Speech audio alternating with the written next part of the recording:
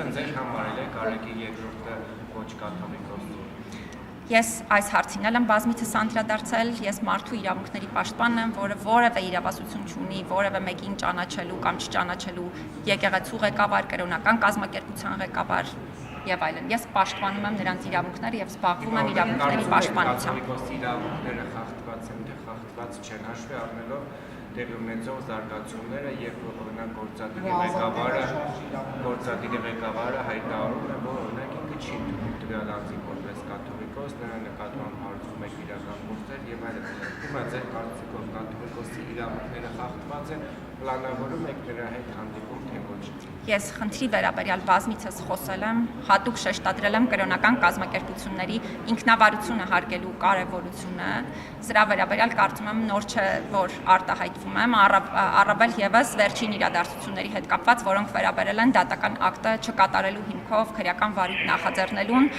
քրեական հետապնդումներին, հատուկ խոսել եմ այն հարցի մասին, որ թեև մենք հիմա գործ ունենք դատական ակտի մասին եւ բոլորս ենք ինչ-որ առումով սահմանափակված հարցի վերաբերյալ շատ ավելի կոշտ դիտարկումներ ներկայացնելու հանգամանքով, բայց առնվազն Հայաստանը կաթողիկոս ունի, թե ոչ։ Կներեք, ես այն մարդը չեմ, որ հիմա ձեզ կարող է ասել այս մարդը այս կրոնական կազմակերպության ղեկավարն է, կաթողիկոսն է, թե ոչ, ես պաշտպանում եմ նշված անձանց իրավունքները։ Տեսեք, դուք կրոնական ազատությունից եք խոսում, Հայաստանի Ծառայական Սուրբ Եկեղեցու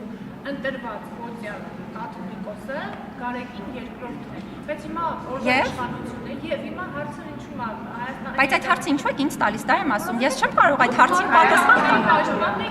Բայց մարդու իրավունքների պաշտպան եմ, ոչ թե կրոնական կազմակերպությունների։ Կներեք, իրավունքներից եք խոսում տեսականորեն դուք Հայաստանի։ Կներեք, բայց կներեք, էլի տեսական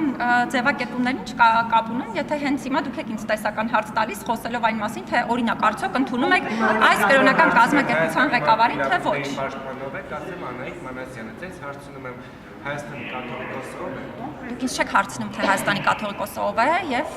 երկրորդը ես չեմ կարծում, որ որպես մարդու իրավունքների պաշտպան ես պիտի պատասխանեմ նման հարցերի, որովհետեւ ես ճանաչում եմ ցանկացած կրոնական կազմակերպություն, որը օրենքով սահմանված կարգով գրանցված է, ճանաչում եմ ցանկացած կրոնական կազմակերպության ներքին շրջանակներում կայացված իրավաչափ եղանակով կայացված ցանկացած որոշում, եւ ես այն մարդը չեմ, որը որևէ կերպ կարող է միջամտել այդ հարցերին։ Տեսակ եք հայտնելու հետ կապված, որովհետև զգում եք, որ դուք որոշակի ոչինչ չեք ասում։ Դուք արդյոք կաշկանդված եք։ Ստույգ հայտնելու այն հարցի պատասխանը։ Կներեք, բայց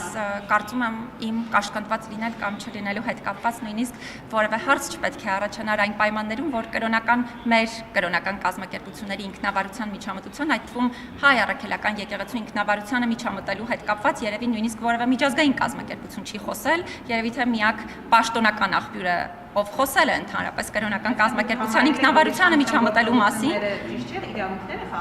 Դուք կարող եք իմ հրապարակային բոլոր հայտարարությունները եւ ելույթները նաեւ կարդալ եւ սրա վերաբերյալ պատկերացում կազմել։ Մենք սրա մասին կարող ենք հետո շատ ավելի մանրամասն հարցազրույց վարել։ Շնորհակալ եմ շատ։